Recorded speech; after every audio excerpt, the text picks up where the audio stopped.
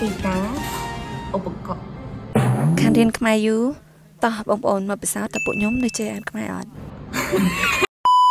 ហានេះក៏ជួយកុមារអភិវឌ្ឍជំនាញការងារជាក្រុមនិងទទួលបានការយល់ដឹងកាន់តែស៊ីជម្រៅមកតេស្តភាសាខ្មែរតម្លៃនៃវប្បធម៌និងបរិស្ថានជុំវិញពួកគេផងដែរអូយរោបានហើយបងគេដឹងហើយគេដឹងហើយគេយល់ហើយគឺអាចអេណាឲ្យពិសេសអាននៅពិសេសអាននៅស្អី I'll stutter oh my god តាមមក clear we clear we know so this one ក្បួនដង្ហែ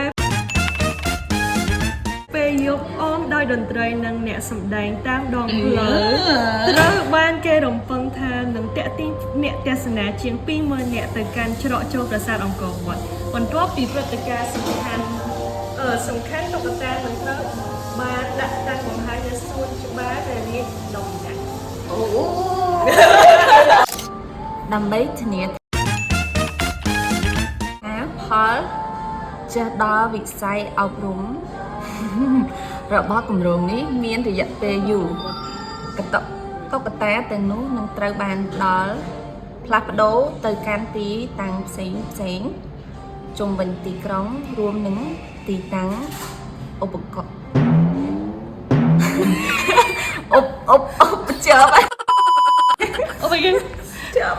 អានេះឧបគេ where នេះឧបត្ថម្ភឧបត្ថម្ភនឹងមន្ទីរពេទ្យអូខេមន្ទីរពេទ្យកុមារក្នុងស្រុកនេះអនុញ្ញាតឲ្យសមាគមភ្ជាប់ទំនាក់ទំនងជាមួយស្នាដៃសិល្បៈបានល្អបន្ទាប់ពីពិធីបុណ្យបានបញ្ចប់ដោយលើកកម្ពស់មោទនភាពយូរអង្វែងចំពោះមីពេទ្យ